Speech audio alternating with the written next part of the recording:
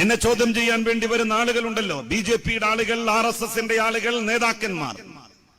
ഞാൻ അവരെ വെല്ലുവിളിക്കുന്നു. ഭഗവത്ഗീതയിലെ എത്ര ഉദ്ധരണികൾ നിങ്ങൾക്കറിയാം?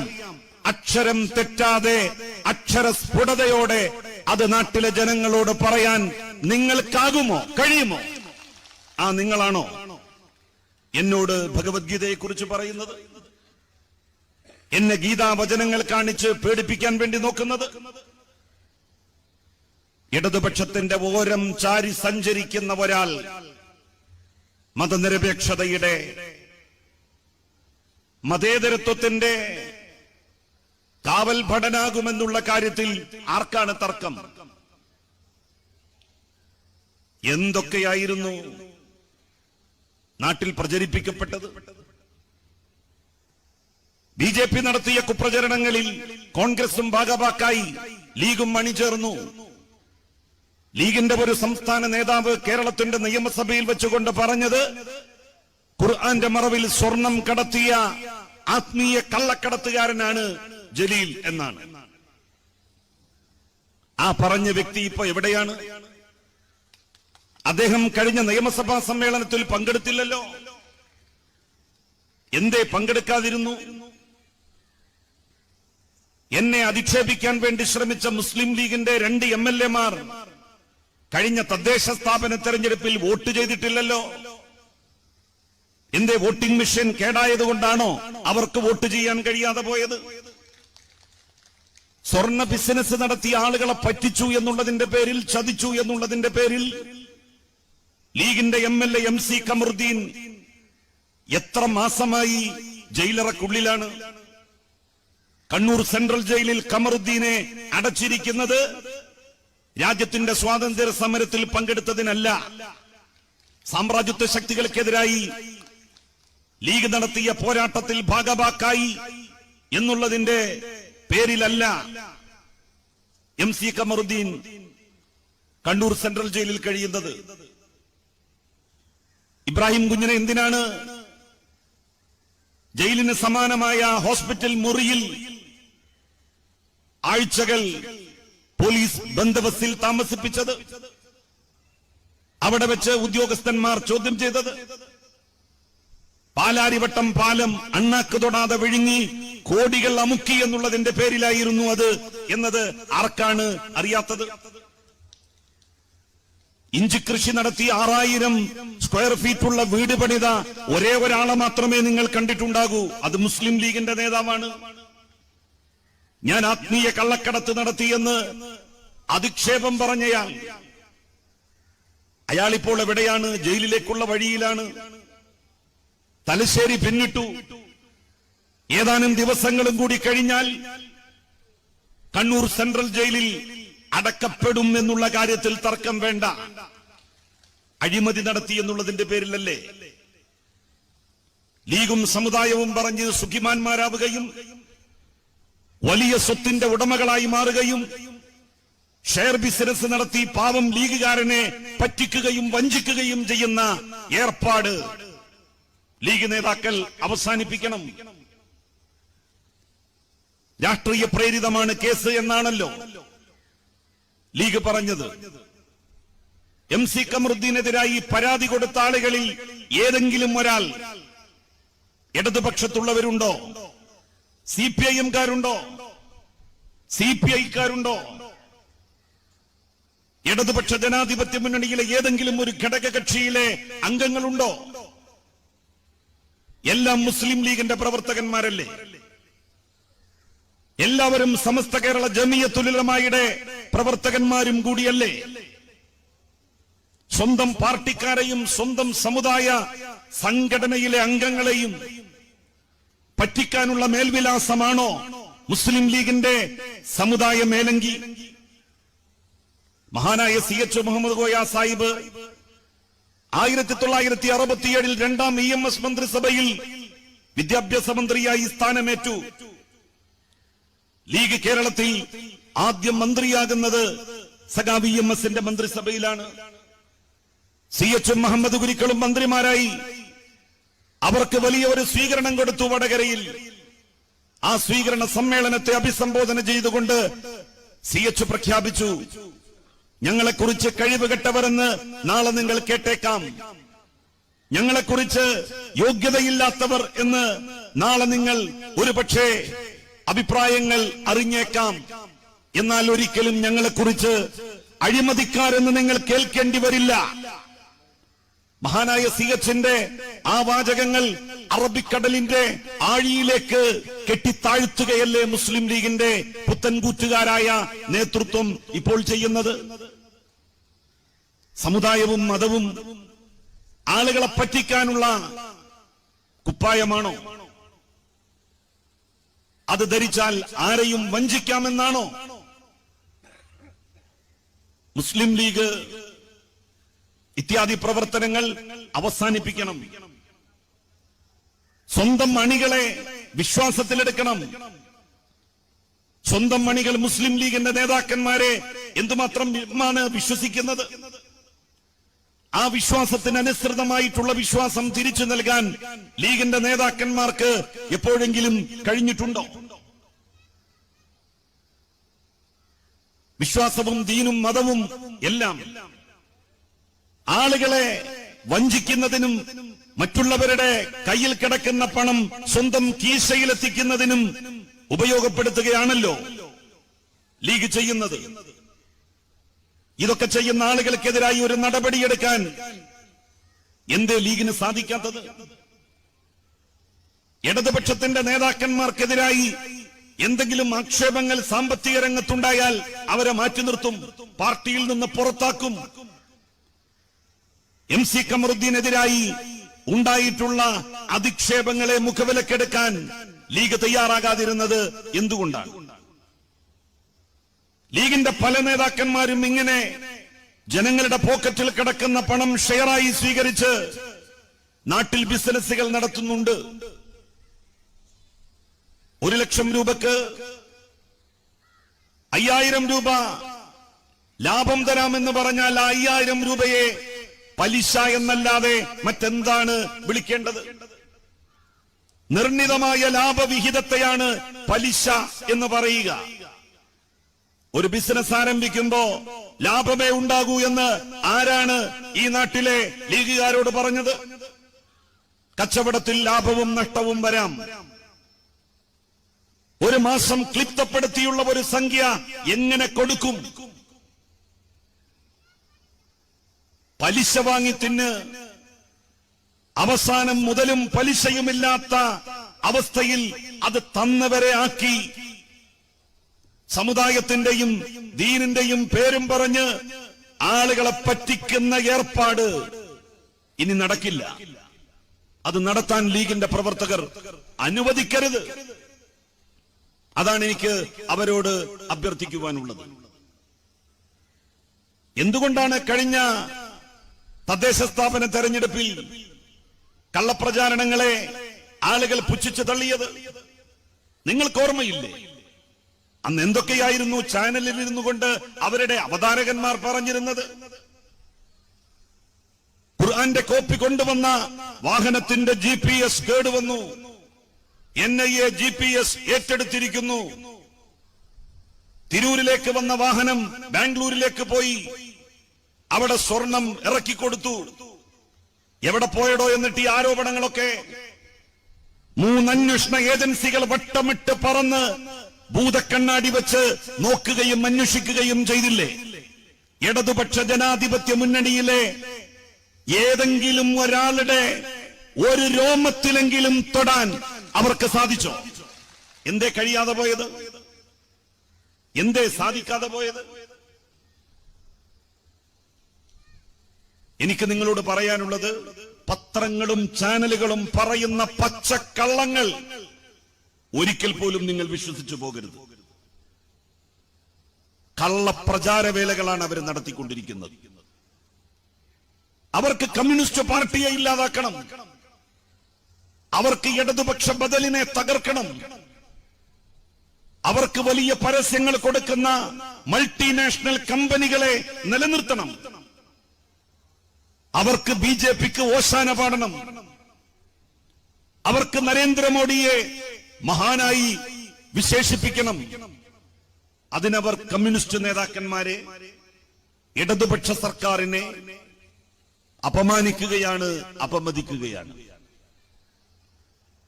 സഖാവ് പിണറായി വിജയനെ എന്തെല്ലാം ആക്ഷേപ ശരങ്ങൾ കൊണ്ടാണ് ഇവരെല്ലാവരും കൂടി എതിരിട്ടത്. ഏതെങ്കിലും ഒരു ശരം അദ്ദേഹത്തിന്റെ ദേഹത്തേൽപ്പിക്കാൻ, പതിപ്പിക്കാൻ എന്തുകൊണ്ടാണ് ഇവർക്ക് സാധ്യമാകാതെ പോയത്? നിയമസഭയിൽ വെച്ച് തന്റെ കൈകൾ ഉയർത്തി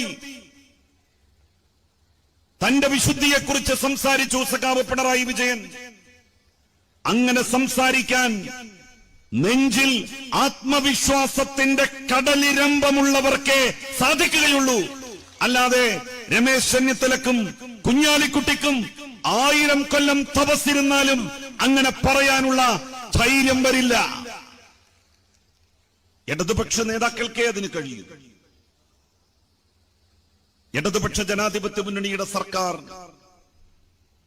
ഇനിയും ഈ നാട്ടിൽ ഉണ്ടാവണം, ഭരിക്കണം. ഇടതുപക്ഷം തകർന്നാൽ രാജ്യത്ത് അവശേഷിക്കുന്ന മതേതരത്വത്തിന്റെ പച്ചത്തുരുത്താണ് എന്നേക്കുമായി ഇല്ലാതാകാൻ വേണ്ടി പോകുന്നത്. എല്ലാറ്റിനെയും മതവൽക്കരിക്കുകയല്ലേ RSSും BJPയും? ന്യായമായ കാര്യങ്ങൾക്ക് വേണ്ടി സമരം ചെയ്യുന്നവരെ പോലും മതാടിസ്ഥാനത്തിൽ ഭിന്നിപ്പിച്ചു നിർത്താനാണല്ലോ ഇന്ത്യയുടെ പ്രധാനമന്ത്രി ശ്രമിക്കുന്നത്. പൗരത്വ ഭേദഗതി ബില്ലിനെതിരായി രാജ്യവ്യാപകമായി പ്രതിഷേധങ്ങൾ ഇരമ്പിയപ്പോ ഇന്ത്യയുടെ പ്രധാനമന്ത്രി പറഞ്ഞത് എന്താണ്? സമരം ചെയ്യുന്നവരുടെ വേഷം കണ്ടാൽ അറിയാം, കോലം കണ്ടാൽ അറിയാം ആരാണ് സമരത്തിന്റെ മുൻപന്തിയിൽ നിൽക്കുന്നത് എന്ന്. ഇന്ത്യയിലെ ഭൂരിപക്ഷ മതസമുദായത്തെ വർഗീയത പറഞ്ഞ് വജ്രം പിച്ചുപ്പിച്ച് നിർത്തി നാട്ടിൽ ചേരിതിരിവുണ്ടാക്കാൻ രാജ്യം ഭരിക്കുന്ന സർക്കാർ ശ്രമിക്കാൻ പാടുണ്ടോ? കർഷക സമരത്തിന് പോലും അങ്ങനെയുള്ള ചില വ്യാഖ്യാനങ്ങൾ BJPയുടെ ചില നേതാക്കന്മാർ നൽകാൻ ആരംഭിച്ചിരിക്കുന്നു. പഞ്ചാബികൾ, സിഖുകാർ, അവരുടെ വേഷം, അവരുടെ താടി, അവരുടെ കൃപാണം, ഇതൊക്കെയല്ലേ കൂടുതൽ പ്രാമുഖ്യത്തോടുകൂടി അവർ പറഞ്ഞുകൊണ്ടിരിക്കുന്നത്? കർഷകർ ഉയർത്തുന്ന പ്രശ്നങ്ങളെക്കുറിച്ചല്ല, കർഷകർ ധരിച്ച വേഷത്തെക്കുറിച്ചാണ് RSSും BJPയും ഇപ്പോൾ സംസാരിച്ചുകൊണ്ടിരിക്കുന്നത്. പൗരത്വ ഭേദഗതി ബില്ലിനെതിരായി രാജ്യത്ത് നടന്ന പ്രക്ഷോഭങ്ങളെ ദുർബലമാക്കിയത് വേഷം പറഞ്ഞുകൊണ്ടാണ്, കോലം പറഞ്ഞുകൊണ്ടാണ്. കർഷക സമരത്തെയും അവർ ഞെക്കിക്കൊല്ലാൻ വേണ്ടി ശ്രമിക്കുക സമരക്കാരുടെ വേഷവും അവരുടെ താടിയും അവരുടെ തലപ്പാവും സൂചിപ്പിച്ചുകൊണ്ടാണ്. ഈ നാട്ടിൽ ന്യായമായ കാര്യങ്ങൾക്ക് പോലും ജനങ്ങൾക്ക് സമരം ചെയ്യാൻ കഴിയാത്ത അവസ്ഥ വന്നിരിക്കുന്നു. സമരം ചെയ്യുന്നവരുടെ മതം നോക്കി, വേഷം നോക്കി, അവരുടെ വിശ്വാസം നോക്കി അവർക്കെതിരായി ഭൂരിപക്ഷ ജനവിഭാഗത്തെ അണിനിരത്താം എന്ന ഗൂഢമായ ചിന്തയിലാണ് രാജ്യം ഭരിക്കുന്ന BJP ഏർപ്പെട്ടിരിക്കുന്നത്. BJPക്കെതിരായി ശക്തമായ നിലപാട് സ്വീകരിച്ച് എല്ലാവരും മുന്നോട്ടു പോകേണ്ട ഘട്ടമാണ്. കമ്മ്യൂണിസ്റ്റ് പാർട്ടിയുടെ അണികളെ മതേതരത്വം എന്താണെന്ന് പഠിപ്പിച്ചു, മതനിരപേക്ഷത എന്താണെന്ന് പഠിപ്പിച്ചു. അതുകൊണ്ടാണ് RSSനും BJPക്കുമെതിരായി ഇഞ്ചോടിഞ്ച് പൊരുതി നിൽക്കാൻ സഖാക്കൾ തയ്യാറാകുന്നത്. എന്തേ അങ്ങനെ ഒരു തയ്യാറാകൽ കോൺഗ്രസിന്റെ പ്രവർത്തകന്മാർക്ക് കഴിയുന്നില്ല? കോൺഗ്രസ് ഒരു ഘട്ടത്തിൽ പോലും എന്താണ് മതേതരത്വമെന്നോ, എന്താണ് RSS എന്നോ, എന്താണ് BJPയുടെ പ്രത്യയശാസ്ത്രമെന്നോ അവരുടെ അനുയായികളെ പഠിപ്പിക്കാൻ വേണ്ടി ശ്രമിച്ചിട്ടില്ല. കമ്മ്യൂണിസ്റ്റ് പാർട്ടിയെ കളിയാക്കിക്കൊണ്ട് പറയാറുണ്ടല്ലോ, കമ്മ്യൂണിസ്റ്റുകാർക്ക് എപ്പോഴും സമ്മേളനങ്ങളാണ്, മീറ്റിംഗുകളാണ്, ചർച്ചകളാണ്, തർക്കവിതർക്കങ്ങളാണ്, സംവാദങ്ങളാണ്. കമ്മ്യൂണിസ്റ്റുകാർക്ക് യോഗം കഴിഞ്ഞ സമയമില്ല, മീറ്റിംഗുകൾ കറുതിയുള്ള നാളുകളില്ല. കമ്മ്യൂണിസ്റ്റുകാർ അവരുടെ അണികളെ അങ്ങനെ യോഗങ്ങൾ വിളിച്ചുകൂട്ടി, മീറ്റിംഗുകൾ വിളിച്ചുകൂട്ടി എന്താണ് കമ്മ്യൂണിസ്റ്റ് പാർട്ടി എന്നും എന്താണ് RSS എന്നും എന്താണ് BJP എന്നും എന്താണ് മതേതരത്വമെന്നും എന്താണ് വർഗീയതയെന്നും എന്താണ് മതനിരപേക്ഷതയെന്നും എന്താണ് മതമൗലികവാദമെന്നും പഠിപ്പിച്ചുകൊണ്ടേയിരുന്നു. അവർ നടത്തിയ ധീരമായ ആ ഇടപെടലുകളാണ് കേരളത്തെ ഇപ്പോഴും മതനിരപേക്ഷതയുടെ ഒരു പച്ചത്തുരുത്താക്കി അവശേഷിപ്പിച്ച് നിർത്തുന്നത് എന്ന് കോൺഗ്രസ് മനസ്സിലാക്കണം. കോൺഗ്രസ് ഒരു സന്ദർഭത്തിലും കോൺഗ്രസിന്റെ അണികളെ ഇവയൊന്നും പഠിപ്പിച്ചില്ല, ഇതിനെക്കുറിച്ചൊന്നും പറഞ്ഞു കൊടുത്തില്ല. അതുകൊണ്ട് തന്നെ കോൺഗ്രസിന്റെ ആളുകൾ വിചാരിക്കുന്നു കോൺഗ്രസ് ഇല്ലെങ്കിൽ ഞങ്ങൾക്ക് BJP. അവർ കോൺഗ്രസിനും BJPക്കും ഇടയിൽ ഒരു വ്യത്യാസവും കാണുന്നില്ല. ഒരു ബദൽ രാഷ്ട്രീയ പാർട്ടിയാണ് BJP എന്ന് കോൺഗ്രസുകാർ കരുതുന്നുണ്ടെങ്കിൽ അതിന്റെ ഉത്തരവാദിത്വം അത് കരുതുന്ന കോൺഗ്രസുകാർക്കല്ല, അവരെ അങ്ങനെ കരുതുന്ന മാനസികാവസ്ഥയിലേക്ക് വഴി നടത്തിയ കോൺഗ്രസിന്റെ നേതാക്കന്മാർക്കാണ്. പണ്ഡിറ്റ് ജവഹർലാൽ നെഹ്റുവിന് ശേഷം കോൺഗ്രസ് കലർപ്പില്ലാത്ത മതേതരത്വത്തെ എപ്പോഴെങ്കിലും നെഞ്ചോട് ചേർത്ത് വെച്ചിട്ടുണ്ടോ? എന്നെങ്കിലും. തികഞ്ഞ ഭൗതികവാദിയായിരുന്നു പണ്ഡിറ്റ് ജവഹർലാൽ നെഹ്റു. മഹാഭൂരിപക്ഷം ഇന്ത്യയിൽ ഹിന്ദുമത വിശ്വാസികളായിരുന്ന കാലത്ത് മുസ്ലിങ്ങൾ ഇസ്ലാമിനോട് വല്ലാത്ത കൂറ് വെച്ചു പുലർത്തിയിരുന്ന കാലത്ത് ക്രൈസ്തവർ ക്രൈസ്തവ ദർശനങ്ങളോട് ആത്മബന്ധം പുലർത്തിയിരുന്ന സമയത്ത് നീണ്ട 17 വർഷം ഇന്ത്യയുടെ പ്രധാനമന്ത്രിയുടെ കസേരയിലിരുന്ന പണ്ഡിറ്റ് ജവഹർലാൽ നെഹ്റുവിന് ഒരു മതത്തിലും വിശ്വാസമുണ്ടായിരുന്നില്ല. അദ്ദേഹം തികഞ്ഞ ഒരു ഭൗതികവാദിയായിരുന്നു.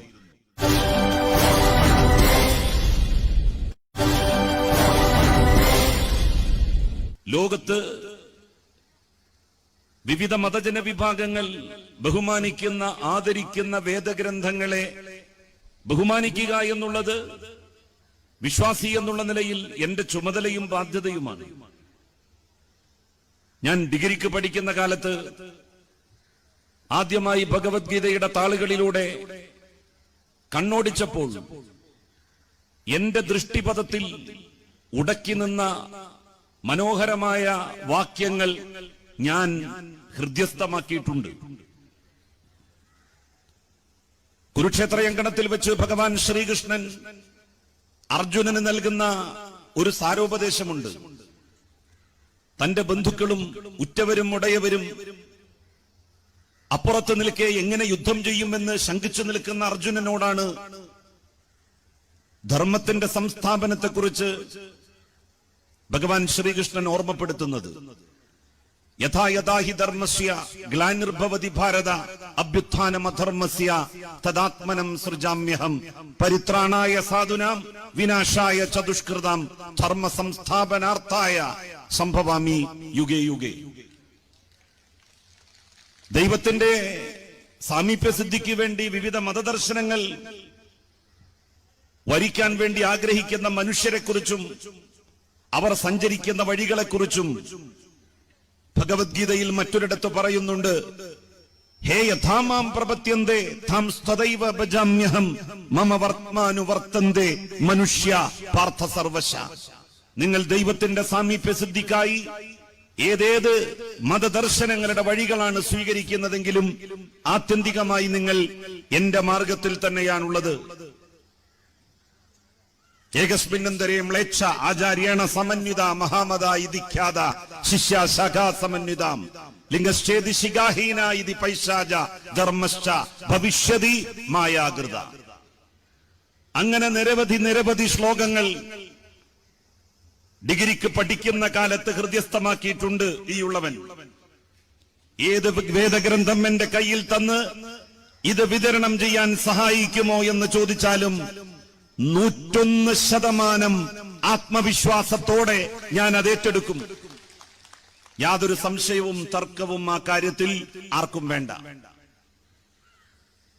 എന്നെ ചോദ്യം ചെയ്യാൻ വേണ്ടി വരുന്ന ആളുകളുണ്ടല്ലോ, BJPയുടെ ആളുകൾ, RSSന്റെ ആളുകൾ, നേതാക്കന്മാർ. ഞാൻ അവരെ വെല്ലുവിളിക്കുന്നു. ഭഗവത്ഗീതയിലെ എത്ര ഉദ്ധരണികൾ നിങ്ങൾക്കറിയാം? അക്ഷരം തെറ്റാതെ അക്ഷരസ്ഫുടതയോടെ അത് നാട്ടിലെ ജനങ്ങളോട് പറയാൻ നിങ്ങൾക്കാകുമോ, കഴിയുമോ? ആ നിങ്ങളാണോ എന്നോട് ഭഗവത്ഗീതയെ കുറിച്ച് പറയുന്നത്? എന്നെ ഗീതാവചനങ്ങൾ കാണിച്ച് പേടിപ്പിക്കാൻ വേണ്ടി നോക്കുന്നത്? ഇടതുപക്ഷത്തിന്റെ ഓരം ചാരി സഞ്ചരിക്കുന്ന ഒരാൾ മതനിരപേക്ഷതയുടെ, മതേതരത്വത്തിന്റെ കാവൽ ഭടനാകുമെന്നുള്ള കാര്യത്തിൽ ആർക്കാണ് തർക്കം? എന്തൊക്കെയായിരുന്നു നാട്ടിൽ പ്രചരിപ്പിക്കപ്പെട്ടത്? ബി.ജെ.പി. നടത്തിയ കുപ്രചരണങ്ങളിൽ കോൺഗ്രസും ഭാഗഭാക്കായി ലീഗും അണിചേർന്നു. ലീഗിന്റെ ഒരു സംസ്ഥാന നേതാവ് കേരളത്തിന്റെ നിയമസഭയിൽ വെച്ചുകൊണ്ട് പറഞ്ഞത് ഖുർആന്റെ മറവിൽ സ്വർണം കടത്തിയ ആത്മീയ കള്ളക്കടത്തുകാരനാണ് ജലീൽ എന്നാണ്. ആ പറഞ്ഞ വ്യക്തി ഇപ്പൊ എവിടെയാണ്? അദ്ദേഹം കഴിഞ്ഞ നിയമസഭാ സമ്മേളനത്തിൽ പങ്കെടുത്തില്ലല്ലോ. എന്തേ പങ്കെടുക്കാതിരുന്നു? എന്നെ അധിക്ഷേപിക്കാൻ വേണ്ടി ശ്രമിച്ച മുസ്ലിം ലീഗിന്റെ 2 MLA-മാർ കഴിഞ്ഞ തദ്ദേശ സ്ഥാപന തെരഞ്ഞെടുപ്പിൽ വോട്ട് ചെയ്തിട്ടില്ലല്ലോ. എന്തേ? വോട്ടിംഗ് മെഷീൻ കേടായതുകൊണ്ടാണോ അവർക്ക് വോട്ട് ചെയ്യാൻ കഴിയാതെ പോയത്? സ്വർണ്ണ ബിസിനസ് നടത്തിയ ആളുകളെ പറ്റിച്ചു എന്നുള്ളതിന്റെ പേരിൽ, ചതിച്ചു എന്നുള്ളതിന്റെ പേരിൽ ലീഗിന്റെ MLA MC കമറുദ്ദീൻ എത്ര മാസമായി ജയിലറക്കുള്ളിലാണ്? കണ്ണൂർ സെൻട്രൽ ജയിലിൽ കമറുദ്ദീനെ അടച്ചിരിക്കുന്നത് രാജ്യത്തിന്റെ സ്വാതന്ത്ര്യ സമരത്തിൽ പങ്കെടുത്തതിനല്ല, സാമ്രാജ്യത്വ ശക്തികൾക്കെതിരായി ലീഗ് നടത്തിയ പോരാട്ടത്തിൽ ഭാഗഭാക്കായി എന്നുള്ളതിന്റെ പേരിലല്ല MC കമറുദ്ദീൻ കണ്ണൂർ സെൻട്രൽ ജയിലിൽ കഴിയുന്നത്. ഇബ്രാഹിം കുഞ്ഞിനെ എന്തിനാണ് ജയിലിന് സമാനമായ ഹോസ്പിറ്റൽ മുറിയിൽ ആഴ്ചകൾ പോലീസ് ബന്ദോബസ്തിൽ താമസിപ്പിച്ചത്? അവിടെ വെച്ച് ഉദ്യോഗസ്ഥന്മാർ ചോദ്യം ചെയ്തത്? പാലാരിവട്ടം പാലം അണ്ണാക്ക് തൊടാതെ വിഴുങ്ങി കോടികൾ അമുക്കി എന്നുള്ളതിന്റെ പേരിലായിരുന്നു അത് എന്നത് ആർക്കാണ് അറിയാത്തത്? ഇഞ്ചി കൃഷി നടത്തി 6000 സ്ക്വയർ ഫീറ്റുള്ള വീട് പണിത ഒരേ ഒരാളെ മാത്രമേ നിങ്ങൾ കണ്ടിട്ടുണ്ടാകൂ. അത് മുസ്ലിം ലീഗിന്റെ നേതാവാണ്. ഞാൻ ആത്മീയ കള്ളക്കടത്ത് നടത്തിയെന്ന് അധിക്ഷേപം പറഞ്ഞയാൾ, അയാളിപ്പോൾ എവിടെയാണ്? ജയിലിലേക്കുള്ള വഴിയിലാണ്. തലശ്ശേരി പിന്നിട്ടു. ഏതാനും ദിവസങ്ങളും കൂടി കഴിഞ്ഞാൽ കണ്ണൂർ സെൻട്രൽ ജയിലിൽ അടക്കപ്പെടും എന്നുള്ള കാര്യത്തിൽ തർക്കം വേണ്ട. അഴിമതി നടത്തി എന്നുള്ളതിന്റെ പേരിലല്ലേ ലീഗും സമുദായവും പറഞ്ഞ് സുഖിമാന്മാരാവുകയും വലിയ സ്വത്തിന്റെ ഉടമകളായി മാറുകയും ഷെയർ ബിസിനസ് നടത്തി പാവം ലീഗുകാരനെ പറ്റിക്കുകയും വഞ്ചിക്കുകയും ചെയ്യുന്ന ഏർപ്പാട് ലീഗ് നേതാക്കൾ അവസാനിപ്പിക്കണം. രാഷ്ട്രീയ പ്രേരിതമാണ് കേസ് എന്നാണല്ലോ ലീഗ് പറഞ്ഞത്.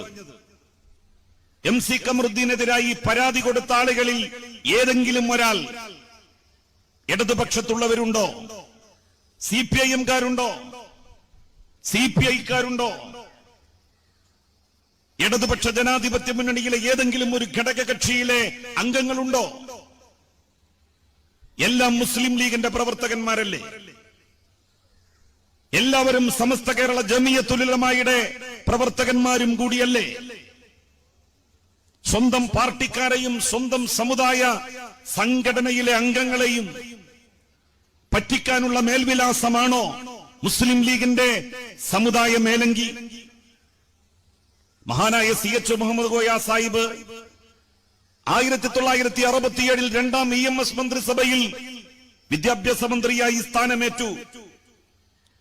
ലീഗ് കേരളത്തിൽ ആദ്യം മന്ത്രിയാകുന്നത് സഖാവ് EMS-ന്റെ മന്ത്രിസഭയിലാണ്. CH മുഹമ്മദ് കുരിക്കളും മന്ത്രിമാരായി. അവർക്ക് വലിയ ഒരു സ്വീകരണം കൊടുത്തു വടകരയിൽ. ആ സ്വീകരണ സമ്മേളനത്തെ അഭിസംബോധന ചെയ്തുകൊണ്ട് CH പ്രഖ്യാപിച്ചു, ഞങ്ങളെക്കുറിച്ച് കഴിവുകെട്ടവരെന്ന് നാളെ നിങ്ങൾ കേട്ടേക്കാം, ഞങ്ങളെക്കുറിച്ച് യോഗ്യതയില്ലാത്തവർ എന്ന് നാളെ നിങ്ങൾ ഒരുപക്ഷെ അഭിപ്രായങ്ങൾ അറിഞ്ഞേക്കാം. എന്നാൽ ഒരിക്കലും ഞങ്ങളെക്കുറിച്ച് അഴിമതിക്കാരെന്ന് നിങ്ങൾ കേൾക്കേണ്ടി വരില്ല. മഹാനായ CH-ന്റെ ആ വാചകങ്ങൾ അറബിക്കടലിന്റെ ആഴിയിലേക്ക് കെട്ടിത്താഴ്ത്തുകയല്ലേ മുസ്ലിം ലീഗിന്റെ പുത്തൻകൂറ്റുകാരായ നേതൃത്വം ഇപ്പോൾ ചെയ്യുന്നത്? സമുദായവും മതവും ആളുകളെ പറ്റിക്കാനുള്ള കുപ്പായമാണോ? അത് ധരിച്ചാൽ ആരെയും വഞ്ചിക്കാമെന്നാണോ? മുസ്ലിം ലീഗ് ഇത്യാദി പ്രവർത്തനങ്ങൾ അവസാനിപ്പിക്കണം.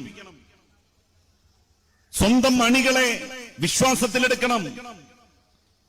സ്വന്തം അണികൾ മുസ്ലിം ലീഗിന്റെ നേതാക്കന്മാരെ എന്തുമാത്രമാണ് വിശ്വസിക്കുന്നത്? ആ വിശ്വാസത്തിനനുസൃതമായിട്ടുള്ള വിശ്വാസം തിരിച്ചു നൽകാൻ ലീഗിന്റെ നേതാക്കന്മാർക്ക് എപ്പോഴെങ്കിലും കഴിഞ്ഞിട്ടുണ്ടോ? വിശ്വാസവും ദീനും മതവും എല്ലാം ആളുകളെ വഞ്ചിക്കുന്നതിനും മറ്റുള്ളവരുടെ കയ്യിൽ കിടക്കുന്ന പണം സ്വന്തം കീശയിലെത്തിക്കുന്നതിനും ഉപയോഗപ്പെടുത്തുകയാണല്ലോ ലീഗ് ചെയ്യുന്നത്. ഇതൊക്കെ ചെയ്യുന്ന ആളുകൾക്കെതിരായി ഒരു നടപടിയെടുക്കാൻ എന്തേ ലീഗിന് സാധിക്കാത്തത്?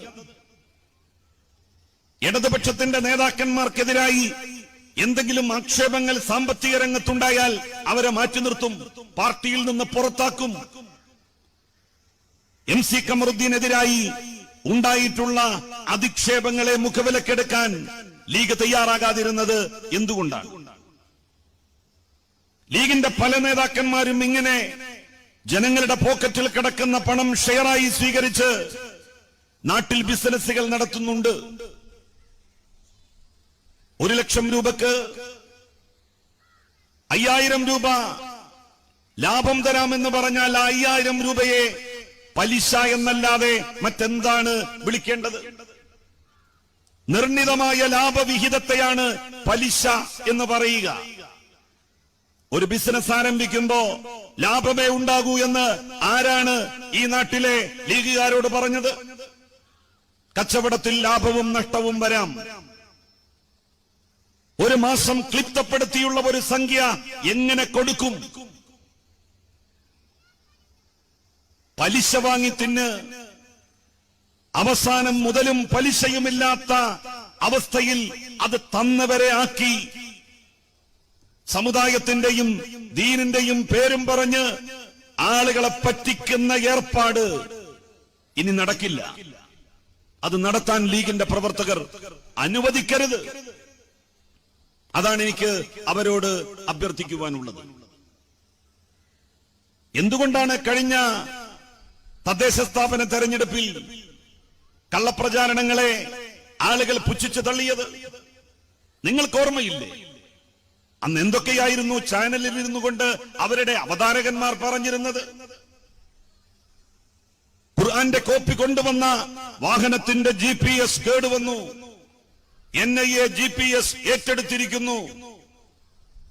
തിരൂരിലേക്ക് വന്ന വാഹനം ബാംഗ്ലൂരിലേക്ക് പോയി, അവിടെ സ്വർണം ഇറക്കിക്കൊടുത്തു. എവിടെ പോയടോ എന്നിട്ട് ഈ ആരോപണങ്ങളൊക്കെ 3 അന്വേഷണ ഏജൻസികൾ വട്ടമിട്ട് പറന്ന് ഭൂതക്കണ്ണാടി വെച്ച് നോക്കുകയും അന്വേഷിക്കുകയും ചെയ്തില്ലേ? ഇടതുപക്ഷ ജനാധിപത്യ മുന്നണിയിലെ ഏതെങ്കിലും ഒരാളുടെ ഒരു രോമത്തിലെങ്കിലും തൊടാൻ അവർക്ക് സാധിച്ചോ? എന്തേ കഴിയാതെ പോയത്? എന്തേ സാധിക്കാതെ പോയത്? എനിക്ക് നിങ്ങളോട് പറയാനുള്ളത്, പത്രങ്ങളും ചാനലുകളും പറയുന്ന പച്ചക്കള്ളങ്ങൾ ഒരിക്കൽ പോലും നിങ്ങൾ വിശ്വസിച്ചു പോകരുത്. കള്ളപ്രചാരവേലകളാണ് അവർ നടത്തിക്കൊണ്ടിരിക്കുന്നത്. അവർക്ക് കമ്മ്യൂണിസ്റ്റ് പാർട്ടിയെ ഇല്ലാതാക്കണം. അവർക്ക് ഇടതുപക്ഷ ബദലിനെ തകർക്കണം. അവർക്ക് വലിയ പരസ്യങ്ങൾ കൊടുക്കുന്ന മൾട്ടിനാഷണൽ കമ്പനികളെ നിലനിർത്തണം. അവർക്ക് BJPക്ക് ഓശാന പാടണം. അവർക്ക് നരേന്ദ്രമോദിയെ മഹാനായി വിശേഷിപ്പിക്കണം. അതിനവർ കമ്മ്യൂണിസ്റ്റ് നേതാക്കന്മാരെ, ഇടതുപക്ഷ സർക്കാരിനെ അപമാനിക്കുകയാണ്, അപമതിക്കുകയാണ്. സഖാവ് പിണറായി വിജയനെ എന്തെല്ലാം ആക്ഷേപ ശരങ്ങൾ കൊണ്ടാണ് ഇവരെല്ലാവരും കൂടി എതിരിട്ടത്. ഏതെങ്കിലും ഒരു ശരം അദ്ദേഹത്തിന്റെ ദേഹത്തേൽപ്പിക്കാൻ, പതിപ്പിക്കാൻ എന്തുകൊണ്ടാണ് ഇവർക്ക് സാധ്യമാകാതെ പോയത്? നിയമസഭയിൽ വെച്ച് തന്റെ കൈകൾ ഉയർത്തി തന്റെ വിശുദ്ധിയെക്കുറിച്ച് സംസാരിച്ചു സഖാവ് പിണറായി വിജയൻ. അങ്ങനെ സംസാരിക്കാൻ നെഞ്ചിൽ ആത്മവിശ്വാസത്തിന്റെ കടലിരമ്പമുള്ളവർക്കേ സാധിക്കുകയുള്ളൂ. അല്ലാതെ രമേശ് ചെന്നിത്തലക്കും കുഞ്ഞാലിക്കുട്ടിക്കും 1000 കൊല്ലം തപസ്സിരുന്നാലും അങ്ങനെ പറയാനുള്ള ധൈര്യം വരില്ല. ഇടതുപക്ഷ നേതാക്കൾക്കേ അതിന് കഴിയും. ഇടതുപക്ഷ ജനാധിപത്യ മുന്നണിയുടെ സർക്കാർ ഇനിയും ഈ നാട്ടിൽ ഉണ്ടാവണം, ഭരിക്കണം. ഇടതുപക്ഷം തകർന്നാൽ രാജ്യത്ത് അവശേഷിക്കുന്ന മതേതരത്വത്തിന്റെ പച്ചത്തുരുത്താണ് എന്നേക്കുമായി ഇല്ലാതാകാൻ വേണ്ടി പോകുന്നത്. എല്ലാറ്റിനെയും മതവൽക്കരിക്കുകയല്ലേ RSSും BJPയും? ന്യായമായ കാര്യങ്ങൾക്ക് വേണ്ടി സമരം ചെയ്യുന്നവരെ പോലും മതാടിസ്ഥാനത്തിൽ ഭിന്നിപ്പിച്ചു നിർത്താനാണല്ലോ ഇന്ത്യയുടെ പ്രധാനമന്ത്രി ശ്രമിക്കുന്നത്. പൗരത്വ ഭേദഗതി ബില്ലിനെതിരായി രാജ്യവ്യാപകമായി പ്രതിഷേധങ്ങൾ ഇരമ്പിയപ്പോ ഇന്ത്യയുടെ പ്രധാനമന്ത്രി പറഞ്ഞത് എന്താണ്? സമരം ചെയ്യുന്നവരുടെ വേഷം കണ്ടാൽ അറിയാം, കോലം കണ്ടാൽ അറിയാം ആരാണ് സമരത്തിന്റെ മുൻപന്തിയിൽ നിൽക്കുന്നത് എന്ന്. ഇന്ത്യയിലെ ഭൂരിപക്ഷ മതസമുദായത്തെ വർഗീയത പറഞ്ഞ് വജ്രം പിച്ചുപ്പിച്ച് നിർത്തി നാട്ടിൽ ചേരിതിരിവുണ്ടാക്കാൻ രാജ്യം ഭരിക്കുന്ന സർക്കാർ ശ്രമിക്കാൻ പാടുണ്ടോ? കർഷക സമരത്തിന് പോലും അങ്ങനെയുള്ള ചില വ്യാഖ്യാനങ്ങൾ BJPയുടെ ചില നേതാക്കന്മാർ നൽകാൻ ആരംഭിച്ചിരിക്കുന്നു. പഞ്ചാബികൾ, സിഖുകാർ, അവരുടെ വേഷം, അവരുടെ താടി, അവരുടെ കൃപാണം, ഇതൊക്കെയല്ലേ കൂടുതൽ പ്രാമുഖ്യത്തോടുകൂടി അവർ പറഞ്ഞുകൊണ്ടിരിക്കുന്നത്? കർഷകർ ഉയർത്തുന്ന പ്രശ്നങ്ങളെക്കുറിച്ചല്ല, കർഷകർ ധരിച്ച വേഷത്തെക്കുറിച്ചാണ് RSSും BJPയും ഇപ്പോൾ സംസാരിച്ചുകൊണ്ടിരിക്കുന്നത്. പൗരത്വ ഭേദഗതി ബില്ലിനെതിരായി രാജ്യത്ത് നടന്ന പ്രക്ഷോഭങ്ങളെ ദുർബലമാക്കിയത് വേഷം പറഞ്ഞുകൊണ്ടാണ്, കോലം പറഞ്ഞുകൊണ്ടാണ്. കർഷക സമരത്തെയും അവർ ഞെക്കിക്കൊല്ലാൻ വേണ്ടി ശ്രമിക്കുക സമരക്കാരുടെ വേഷവും അവരുടെ താടിയും അവരുടെ തലപ്പാവും സൂചിപ്പിച്ചുകൊണ്ടാണ്. ഈ നാട്ടിൽ ന്യായമായ കാര്യങ്ങൾക്ക് പോലും ജനങ്ങൾക്ക് സമരം ചെയ്യാൻ കഴിയാത്ത അവസ്ഥ വന്നിരിക്കുന്നു.